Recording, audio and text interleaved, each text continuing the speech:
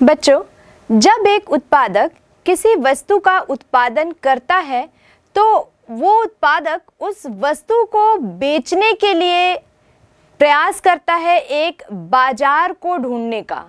यानी कौन से ऐसे बाजार, कौन से ऐसे स्थान होंगे जहां वो स्वयं के द्वारा उत्पादित वस्तुओं का विक्रय कर सकेगा। कौन से ऐसे स्थान होंगे जहां उस उत्पादक के द्वारा उत्पादित वस्तु के क्रेता पाए जाएंगे। अब अर्थशास्त्र में जहां हमने मांग, पूर्ति, कीमत जैसे तत्वों का अध्ययन किया तो ये सभी तत्व जो हैं वो कहीं ना कहीं बाजार को प्रभावित करते हैं, या हम ये कह सकते हैं कि इन सभी तत्वों का बाजार से एक महत्वपूर्ण संबंध होता है। तो क्या है बाजार, कौन कौन सी विशेषताएं इनमें पाई जाती हैं, क्या होते हैं इनके प्रकार, आज हम इन सब बातों का अध्ययन करेंगे। तो आइए सबसे पहले देखते हैं कि बाजार है क्या। बाजार की जब हम बात करते हैं तो बाजार का प्रयोग हम किसी ऐसे स्थान के लिए करते हैं जहां किसी भी वस्तु के बहुत सारे क्रेता और विक्रेता होते हैं और वो स्वयं के द्वारा उत्पादित वस्तु या फिर वो कहीं से क्रय करके उन वस्तुओं को उस स्थान पर उन वस्तुओं का क्रय और विक्रय करते हैं।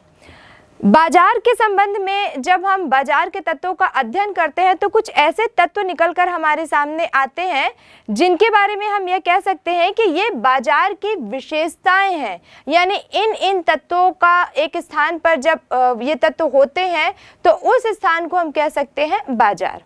तो अगर हम इसके सबसे पहले तत्व की बात करें तो वो होता है एक क्षेत्र, यानी एक ऐसा क्षेत्र जिसमें एक वस्तु के बहुत से क्रेता और विक्रेता फैले होते हैं और आपस में इनमें काफ़ी प्रतिस्पर्धा होती है, क्योंकि जहाँ पर बाजार है वहाँ प्रतियोगिता का होना निश्चित है। प्रत्येक विक्रेता जो होता है वो ज़्यादा से ज़्यादा अपने वस्तु को बेचना चाहता है, या हम कह सकते हैं कि वो अपनी उत्पादित वस्तुओं पर ज़्यादा से ज़्यादा लाभ प्राप्त करना चाहता है। तो ऐसे क्षेत्र में, ऐसा क्षेत्र जहाँ पर एक वस्तु के बहुत से क्रेता और विक्रेता हो और उनमें आपस में प्रतिस्पर्धा हो, बाजार के अंतर्गत कहलाएगा। दूसरा तत्व अगर हम इसमें बात करें तो इसमें वस्तु, यानी हम कह सकते हैं कि एक वस्तु, बाजार एक जो होता है वो केवल एक वस्तु का होता है। यानी अलग अलग तरह की वस्तुओं के बाजारों को हम अलग अलग वर्गीकृत कर सकते हैं। जैसे हम कह सकते हैं कि अनाज का जो बाजार है वो अलग है, कपड़े का जो बाजार है वो अलग है, इलेक्ट्रॉनिक आइटम्स का जो बाजार है वो अलग है। तो किसी स्पेसिफिक, किसी स्पेशल एक वस्तु का जो बाजार होता है वो एक ही वस्तु का होता है, और इस तरह के बहुत सारे अलग अलग बाजार जो होते हैं क्षेत्र में वर्गीकृत रूप में पाए जाते हैं। तीसरा अगर हम इसके तत्व की बात करें तो हम देखते हैं कि क्रेता और विक्रेताओं की संख्या। तो बाजार में दोनों तत्वों का होना आवश्यक है। अगर क्रेता नहीं होगा, सिर्फ विक्रेता है, तो फिर वो स्थान बाजार नहीं कहलाएगा, या विक्रेता है तो है लेकिन कोई खरीदने वाला नहीं है तो भी वो स्थान बाजार नहीं कहलाएगा। तो क्रेता और विक्रेता दोनों का होना यहाँ पर आवश्यक है। संख्या की यहाँ पर कोई बाउंडेशन नहीं है, कोई प्रतिबंध नहीं है, कितने भी क्रेता और कितने भी विक्रेता इस पूरे बाजार में हो सकते हैं। दूसरी बात, किसी भी विक्रेता की उस बाजार में उतरने की या अपने उत्पाद को वहाँ पर लाने के लिए किसी प्रकार का कोई प्रतिबंध नहीं होना चाहिए। तो ये एक ऐसे स्थान को दर्शाता है। अगले अगर हम इसके तत्व की बात करें तो वो है स्वतंत्र प्रतियोगिता। जैसे कि हमने पहले भी जाना कि अगर बाजार है, अगर उत्पादन हुआ है बाजार में, वो बिकने के लिए आया है, तो एक ही तरह की वस्तुओं के बहुत सारे उत्पादक, या हम कह सकते हैं कि बहुत सारे विक्रेता होते हैं। तो प्रत्येक विक्रेता की जो कोशिश होती है, उसका प्रयास होता है कि वो ज़्यादा से ज़्यादा अपनी वस्तुओं का उत्पादन करे, ज़्यादा से ज़्यादा अपनी वस्तुओं का विक्रय वो बाजार में करे, क्योंकि जितना ज़्यादा वो विक्रय करेगा उतना ज़्यादा वो लाभ प्राप्त कर सकेगा। तो ऐसे अपने विक्रय को अधिकतम करने के लिए जो विक्रेता होते हैं उन सबके मध्य आपस में एक स्वतंत्र प्रतियोगिता जरूर होती है। अगले इसके तत्व की अगर हम बात करें तो देखते हैं कि एक मूल्य, यानी बाजार में ऐसा माना जाता है, ऐसी मान्यता है बाजार के तत्व की कि एक निश्चित समय में एक वस्तु का एक मूल्य ही पाया जाता है। यानी सभी विक्रेता जो होते हैं वो प्रतिस्पर्धा का सामना करने के लिए लगभग अधिकतम भी हम कह सकते हैं, लेकिन लगभग उनका प्रयास रहता है कि जो मूल्य है उसको वो बराबर करके चलें। हालांकि मांग और पूर्ति के बारे में जब हमने अध्ययन किया तो हमने देखा था कि मांग और पूर्ति की शक्तियां ऐसी हैं जो कई बार कीमत को बहुतायत प्रभावित कर देती हैं, लेकिन फिर भी कहीं ना कहीं से घूम फिर के जो बाजार की जब हम बात करते हैं तो एक वस्तु के लिए जब जो बाजार है उसकी कीमत फिर भी समान होने की संभावना यहाँ पर बनी रहती है। तो ये तो थी बाजार की विशेषताएं, जिनके अंतर्गत हम किसी क्षेत्र को या किसी क्रय विक्रय का जो स्थान है उसको हम कह सकते हैं कि वो बाजार है। अब अगर हम इनके वर्गीकरण की बात करें तो बहुत ही विस्तृत इसका वर्गीकरण किया गया है, विभिन्न आधारों पर बाजार का वर्गीकरण किया गया है। तो सबसे पहले हम इसके वर्गीकरण को देखेंगे क्षेत्र के आधार पर। तो आइए देखते हैं क्षेत्र के आधार पर बाजार को कितने भागों में बांटा गया है। क्षेत्र की अगर हम बात करें तो क्षेत्र के आधार पर जो पहला बाजार होता है वो होता है स्थानीय बाजार, जिसे आप अपने गांव में देखते होंगे ना, एक छोटे से स्थान पर कुछ वस्तुओं का क्रय विक्रय किया जाता है कुछ, और उसका जो समय होता है वो थोड़ा सा निश्चित होता है, 2-4 घंटे के लिए होता है। जैसे सीधा सा उदाहरण है, आप देखते होंगे कि जो सब्जी का बाजार है वो कभी कभी आपके गाँव में लगता है और उसका समय जो होता है वो सीमित होता है, जैसे वो 3 या 4 बजे लगता है तो 6 या 7 बजे तक वो खत्म हो जाता है। साथ ही हम ये कह सकते हैं कि जो दैनिक उपयोग की जो वस्तुओं का बाजार होता है, या फिर हम कह सकते हैं कि शीघ्र नष्ट होने वाली वस्तुओं का जो बाजार होता है, जैसे हम दूध, अंडा, फल, सब्जी, इन सब वस्तुओं के बाजार की बात करें तो ये सारे जो बाजार होते हैं वो स्थानीय बाजार के अंतर्गत आते हैं। दूसरा, हम क्षेत्र के आधार पर बाजार की बात करें तो प्रादेशिक। अब नाम से स्पष्ट है, प्रादेशिक मतलब किसी प्रदेश विशेष का जो बाजार होता है, यानी उस प्रदेश में कोई ऐसी वस्तु फेमस होती है, किसी एक ऐसी वस्तु का उत्पादन बहुत अच्छा होता है। जैसे हम कह सकते हैं कि राजस्थान में चूड़ियों का बहुत अच्छा बाजार है क्योंकि वहाँ पे चूड़ियों की मांग है। पगड़ी, साफे, ये जो बाजार है ये राजस्थान, पंजाब, हरियाणा, इन प्रांतों में अगर इनका बाजार देखा जाए तो काफ़ी अच्छा है। तो यहाँ पर प्रदेश की मांग के आधार पर ये जो बाजार होते हैं वो प्रादेशिक बाजार हैं। तीसरा, हम क्षेत्र के आधार पर बाजार की जब बात करते हैं तो हम देखते हैं राष्ट्रीय बाजार। अब ये नाम से स्पष्ट है कि पूरे राष्ट्र में ये बाजार फैले होते हैं। कुछ चीज़ें ऐसी होती हैं जिनकी मांग किसी क्षेत्र या किसी प्रदेश में ना होकर पूरे राष्ट्र में होती है। जैसे हम अपने मूलभूत आवश्यकताओं की बात करें तो रोटी, कपड़ा और मकान, अगर मूलभूत आवश्यकताओं की बात करें तो अनाज की मांग, कपड़ों की मांग, मनोरंजन के जो साधन है उनकी मांग, ये पूरे राष्ट्र में बनी रहती है। तो इनके जो बाजार होते हैं वो राष्ट्रीय बाजार कहलाते हैं। अब क्षेत्र के आधार पर अगर हम चौथे बाजार की बात करें तो हम देखते हैं कि अंतर्राष्ट्रीय बाजार। जैसे यहाँ पे नाम से स्पष्ट हो रहा है कि 2 राष्ट्रों के मध्य हो रहा है। जब हम अंतर्राष्ट्रीय बाजार की बात करते हैं तो यहाँ पर हम आयात और निर्यात जैसे शब्दों का प्रयोग करते हैं। जैसे हमारे देश में जिन वस्तुओं का उत्पादन नहीं हो रहा है उनको हम दूसरे देशों से आयात कर लेते हैं, और हमारे देश की कुछ ऐसी वस्तुएं जिनका अधिक मात्रा में हम उत्पादन कर ले रहे हैं, उनकी खपत हमारे देश में पर्याप्त मात्रा में हो जा रही है और अतिरिक्त भी है, तो हम अतिरिक्त आय प्राप्त करने के लिए, विदेशी आय प्राप्त करने के लिए हम उन वस्तुओं को विदेशों में, अन्य देशों में निर्यात कर देते हैं। तो ये जो 2 राष्ट्रों के मध्य जो आयात निर्यात वाला व्यापार होता है वो अंतर्राष्ट्रीय व्यापार कहलाता है।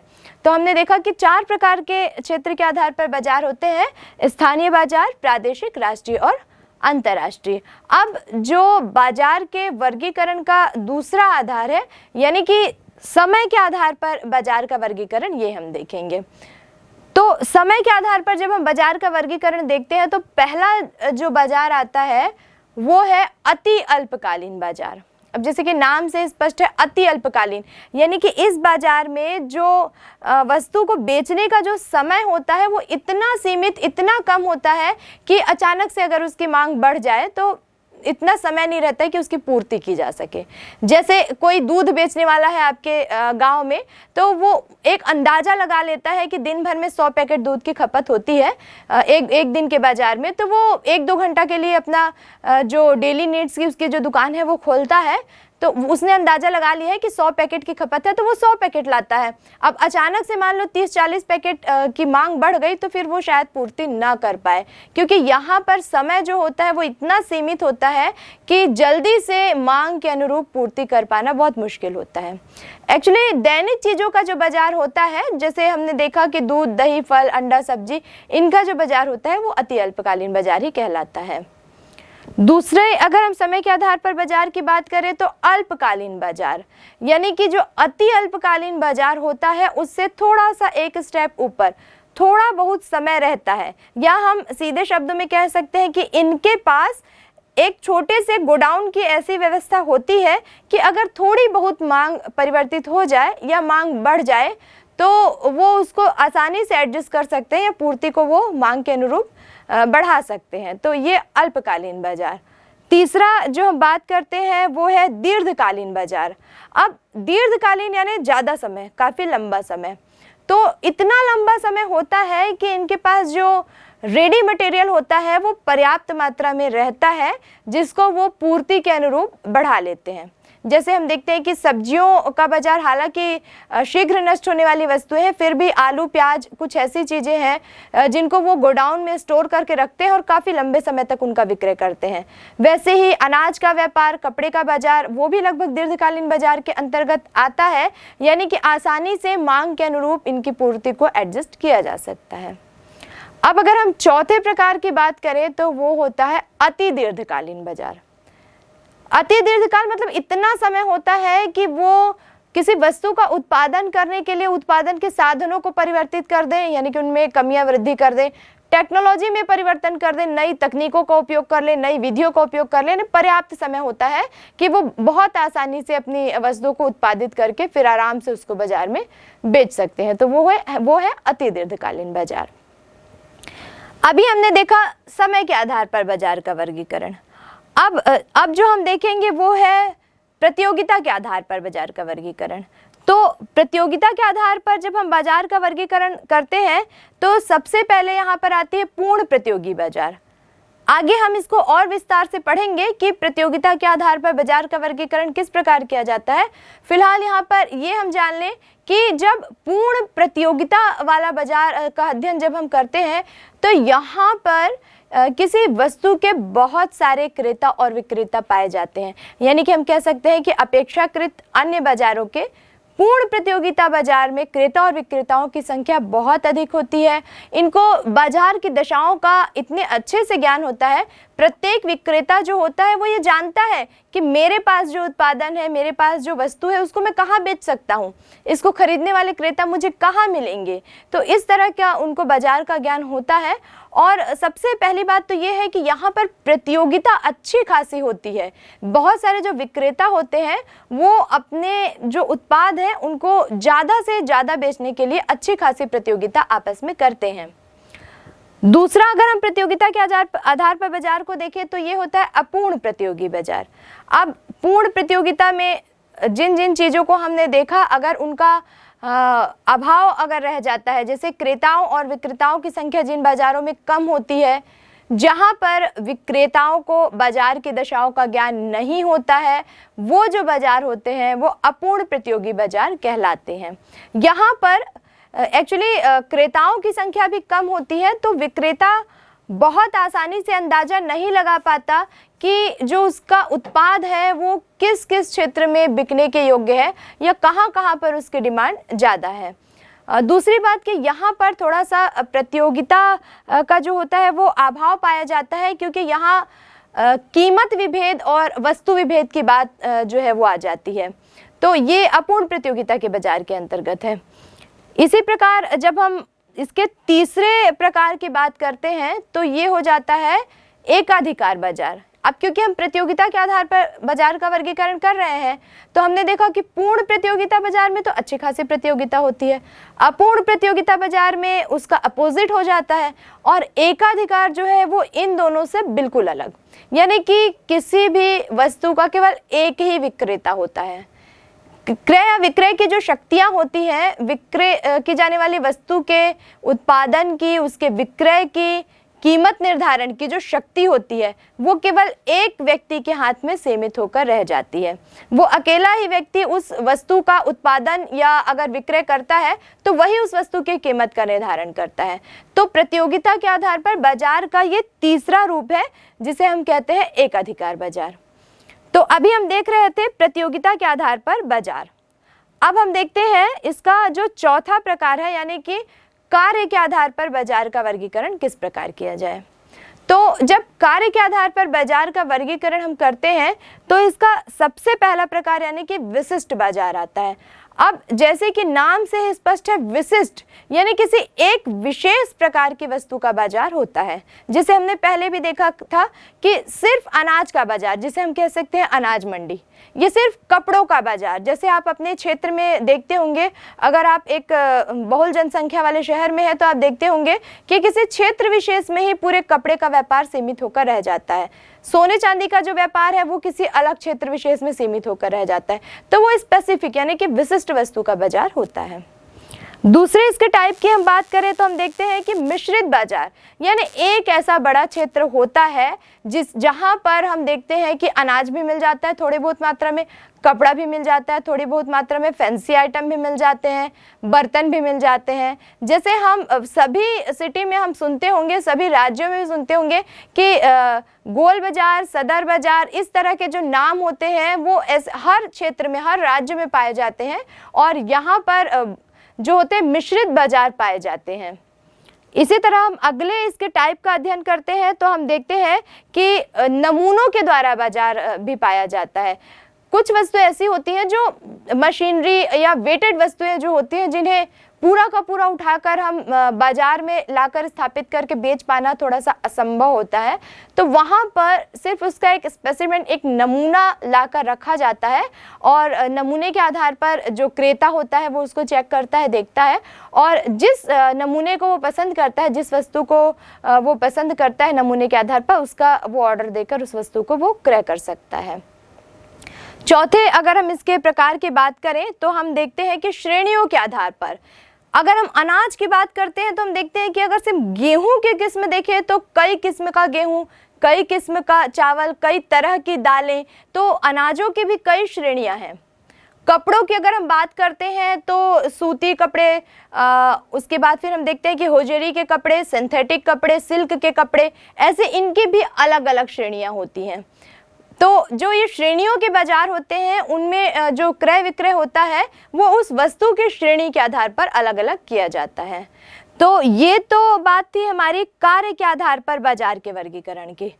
अब अगर हम वस्तु की प्रकृति के आधार पर, मतलब जिस वस्तु का विक्रय किया जा रहा है उसकी प्रकृति क्या है, कैसा नेचर है उसका, उसके आधार पर जब हम बाजार का वर्गीकरण करते हैं तो हम देखते हैं कि सबसे पहला जो है ये उपज या उत्पादित उपज के आधार पर हम कह सकते हैं, यानी कि जिस वस्तु का उपज हुआ, जिस वस्तु का उत्पादन उस क्षेत्र विशेष में होता है वहाँ पर वो उस वस्तु का बाजार बन जाता है। दूसरा हम इसकी बात करते हैं कि स्कंध बाजार, यानी इसके अंतर्गत हम किसी वस्तु का क्रय विक्रय ना करके स्कंधों का क्रय विक्रय करते हैं, जिसके अंतर्गत हम अंशों, प्रतिभूतियों को शामिल करते हैं। आपने सुना होगा बॉम्बे का जो स्टॉक एक्सचेंज है वहां पर इस तरह के स्कंध और प्रतिभूतियों का हस्तांतरण, क्रय विक्रय किया जाता है।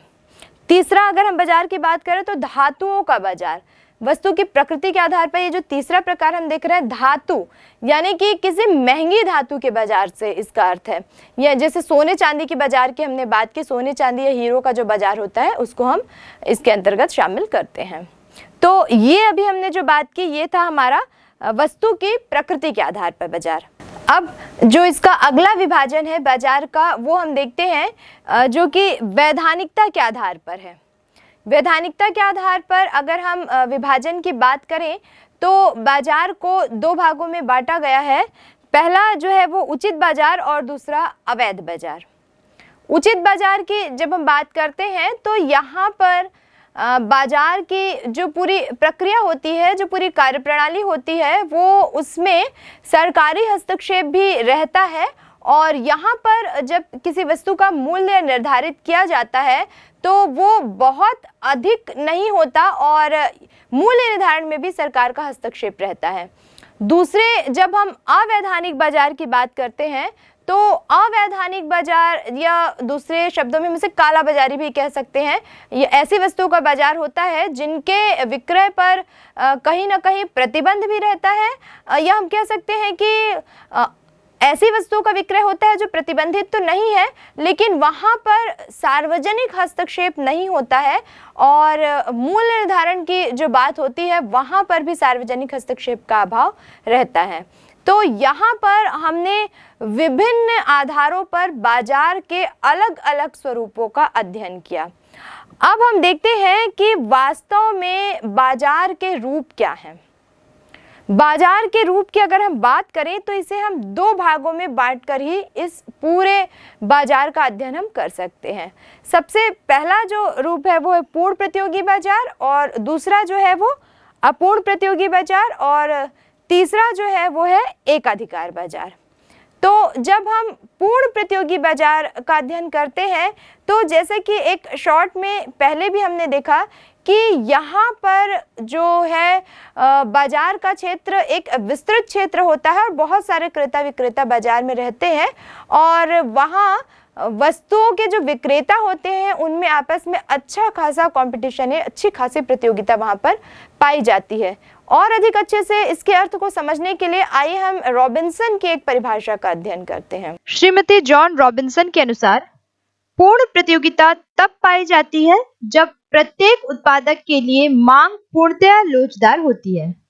इसका अर्थ है, प्रथम, विक्रेताओं की संख्या अधिक होती है जिससे कि किसी एक विक्रेता या उत्पादक का उत्पादन उस वस्तु के कुल उत्पादन का एक बहुत थोड़ा ही भाग होता है, तथा दूसरे, सभी क्रेता प्रतियोगी विक्रेताओं के बीच चुनाव करने की दृष्टि से समान होते हैं, जिससे बाजार पूर्ण हो जाता है। तो आपने देखा कि रॉबिन्सन ने भी ये माना है कि जो पूर्ण प्रतियोगी बाजार होते हैं उनका जो क्षेत्र होता है वो काफी विस्तृत और व्यापक होता है, और बहुत सारे क्रेता विक्रेताओं के साथ एक अच्छे खासी प्रतियोगिता का निर्माण इस बाजार में होता है। अब अगर हम इन पूर्ण प्रतियोगी बाजार की दशाओं की बात करें कि कैसे होते हैं ये पूर्ण प्रतियोगी बाजार, तो इनका एक विस्तृत अध्ययन हम करेंगे। तो हम सबसे पहला पॉइंट यहाँ पर देखते हैं कि यहाँ पर क्रेता और विक्रेताओं की संख्या बहुत अधिक होती है। तो जैसे कि हमने पहले भी देखा कि एक ही प्रकार की वस्तु के बहुत सारे उत्पादक होते हैं। जैसे कि अगर हम एक एग्जाम्पल देखें तो हम देखते हैं कि मोबाइल फ़ोन अगर हम यूज़ करते हैं तो हम देखते होंगे कि हम काम तो एक ही तरह का कर रहे हैं मोबाइल से, चीज़ तो वो एक ही है, लेकिन कितनी सारी कंपनियां मोबाइल फ़ोन के उत्पादन में लगी हुई हैं। बिल्कुल इसी तरह अगर हम इलेक्ट्रॉनिक वस्तुओं के इलेक्ट्रॉनिक जो सामान है उनके उत्पादन की बात करें, तो अगर हम एक एलईडी की बात करें, हम एसी की बात करें, तो हम देखते हैं कि काम तो उनका एक ही रहता है, लेकिन कितनी सारी कंपनियां, कितने सारे जो प्रोड्यूसर हैं, उत्पादक हैं, उनके उत्पादन में लगे हुए हैं। तो बाजार भी एक ऐसा ही विस्तृत क्षेत्र होता है जहां पर किसी वस्तु के बहुत सारे जो विक्रेता होते हैं वो वहां पर पाए जाते हैं, और इनके साथ साथ सिर्फ विक्रेता ही नहीं बल्कि क्रेताओं की संख्या भी बहुत अधिक होती है। अब जाहिर सी बात है क्योंकि क्रेता अधिक होंगे तभी ज़्यादा से ज़्यादा विक्रेता उस फील्ड में आएंगे। दूसरी जब हम बात करते हैं इसके स्वरूप की, तो हम देखते हैं दशाओं की, तो हम देखते हैं कि जो वस्तु का जहाँ जो उत्पादन होता है वो समरूप होती है। यानी पूर्ण प्रतियोगिता बाजार में ये मान्यताएं भी हम कह सकते हैं कि ऐसी मान्यता है कि पूर्ण प्रतियोगी बाजार में जिन वस्तु का विक्रय किया जाता है वो रूप रंग में लगभग समान होती हैं, यानी कि एक जैसी होती हैं। जैसे हमने देखा कि अनाज का बाजार है तो वहाँ पर सभी अनाज ही होंगे, दाल चावल गेहूं इस तरह की वस्तु होंगी। कपड़े का बाजार है तो सभी विक्रेता जो होंगे वो सिर्फ कपड़े का ही विक्रय करेंगे। तो यहाँ पर हम कह सकते हैं कि वस्तुओं में समरूपता होती है। तीसरी दशाओं की अगर हम बात करें तो यहाँ पर हम देखते हैं कि फर्म में प्रवेश करना, यानी बाजार में आना किसी उत्पादक का या किसी विक्रेता का, या फिर बाजार छोड़कर जाना, यानी कि अपने प्रोडक्ट्स को मार्केट में नहीं बेचना, इस पर जो निर्णय लेने की स्वतंत्रता होती है उस पर वो प्रत्येक उत्पादक, प्रत्येक विक्रेता को होती है, उस पर किसी भी प्रकार का कोई प्रतिबंध नहीं होता है। अगली इसकी दशाओं की हम बात करें तो हम देखते हैं कि जो क्रेता विक्रेता जो होते हैं उनको बाजार की दशाओं का पूरा ज्ञान रहता है। जैसे कि पहले भी हमने देखा, ये इसका एक महत्वपूर्ण इसकी दशा है कि वही स्थान पूर्ण प्रतियोगिता बाजार कहलाता है जहां पर जो विक्रेता होता है उसको इस बात का बहुत अच्छे से ज्ञान होता है कि जिस सामान का उसने उत्पादन किया है या फिर वो कहीं और से लेकर उसको बेचने के लिए आया है, उसके जो क्रेता हैं वो कहाँ पर पाए जाएंगे, किस स्थान पर पाए जाएंगे। दूसरी बात, उसको ये भी जानकारी रहती है कि वास्तव में उस समय जो क्रेता हैं उनकी डिमांड क्या है, वो किस तरह की वस्तुओं को यूज़ करना पसंद करते हैं। तो इस तरह का जो ज्ञान होता है वो प्रत्येक विक्रेता को पूर्ण प्रतियोगिता बाजार में रहता है। दूसरी जब हम बात करते हैं इसकी अगली दशा की, तो हम यहाँ पर देखते हैं कि उत्पादन के जो साधन होते हैं वो पूर्ण गतिशील होते हैं। यानी कि पूर्ण प्रतियोगिता बाजार में जो उत्पादन के साधन होते हैं उनमें गतिशीलता इतनी अधिक पाई जाती है कि वो आसानी से एक व्यवसाय को छोड़ के दूसरे व्यवसाय में शिफ्ट हो सकते हैं, जा सकते हैं। अगली अगर हम इसकी दशा की बात करें तो हम देखते हैं कि यहाँ पर विक्रय और परिवहन लागतों का अभाव पाया जाता है। यानी कि इसके पहले ही वस्तुओं का विक्रय उत्पादित करके ही वस्तुओं का विक्रय डायरेक्ट कर दिया जाता है। कहीं अन्य स्थान पर ले जाकर विक्रय या परिवहन लागत की यहाँ पर आवश्यकता उसमें जोड़ने की, उसके मूल्य में, वस्तु के मूल्य में जोड़ने की जरूरत नहीं पड़ती। तो आइए अब देखते हैं कि अपूर्ण प्रतियोगी बाजार क्या है। हमने पूर्ण प्रतियोगी बाजार में बाजार की जिन दशाओं का अध्ययन किया उसको अगर हम अपोजिट करते हैं लगभग, तो कहीं ना कहीं वो अपूर्ण प्रतियोगी बाजार का रूप ले लेता है। जैसे पूर्ण प्रतियोगी बाजार में हमने देखा कि क्रेताओं और विक्रेताओं की संख्या बहुत अधिक होती है, तो हम ये कह सकते हैं कि अपूर्ण प्रतियोगी बाजार में क्रेताओं और विक्रेताओं की संख्या अपेक्षाकृत कम होती है। दूसरी हम इसकी दशा की बात कर सकते हैं कि जैसे हमने देखा कि पूर्ण प्रतियोगी बाजार में जो वस्तु होती है वो समरूप होती हैं, लेकिन अपूर्ण प्रतियोगी बाजार में जो वस्तु होती हैं उनके गुणों में भिन्नता पाई जाती है, समरूपता नहीं पाई जाती, थोड़ा बहुत अंतर पाया जाता है। तीसरी हम इसकी दशा की जब बात करते हैं तो हम देखते हैं कि मूल्यों में अंतर रहता है। पूर्ण प्रतियोगी बाजार में हमने देखा कि वस्तुओं का मूल्य हालांकि मांग और पूर्ति की शक्तियों के कारण थोड़ा सा फ्लक्चुएट होता है, लेकिन कहीं ना कहीं वो घूम फिर कर समान आने की कोशिश करता है। लेकिन जब हम अपूर्ण प्रतियोगी बाजार की बात करते हैं तो यहाँ कीमतों में काफ़ी भिन्नताएं पाई जाती हैं। वैसे ही हम अगली दशा की बात करें तो यहाँ पे देखते हैं कि परिवहन लागत जो है वो इसमें जुड़ी हुई होती है। जैसे कि हमने पूर्ण प्रतियोगी बाजार में देखा कि जो विक्रय लागत और परिवहन लागत का उसमें अभाव पाया जाता है, यानी जहां वस्तु उत्पादित हुई लगभग वहीं बेची गई। लेकिन यहाँ पर जो वस्तुएं होती हैं जिनका विक्रय होता है उनके मूल्य में परिवहन लागत और विक्रय लागत भी जुड़ी हुई होती है। अब अगली दशा की हम बात करें तो हम देखते हैं कि यहाँ पर जो विज्ञापन व्यय होते हैं वो भी जुड़े हुए होते हैं, क्योंकि पूर्ण प्रतियोगिता में हमने देखा कि विक्रय को तो हमने इंक्लूड किया ही नहीं वस्तु के मूल्य में। अगर विक्रय की बात आती तो विज्ञापन भी उसमें जुड़ता, क्योंकि हमको अपने विक्रय को बढ़ाने के लिए विज्ञापन का सहारा लेना पड़ता है। तो क्योंकि वहाँ विक्रय की बात नहीं आई तो विज्ञापन भी नहीं आया। लेकिन यहाँ पर क्योंकि हम विक्रय लागत और परिवहन लागत को शामिल कर रहे हैं तो साथ ही साथ हमको यहाँ पर विज्ञापन व्यय को भी शामिल करना पड़ेगा।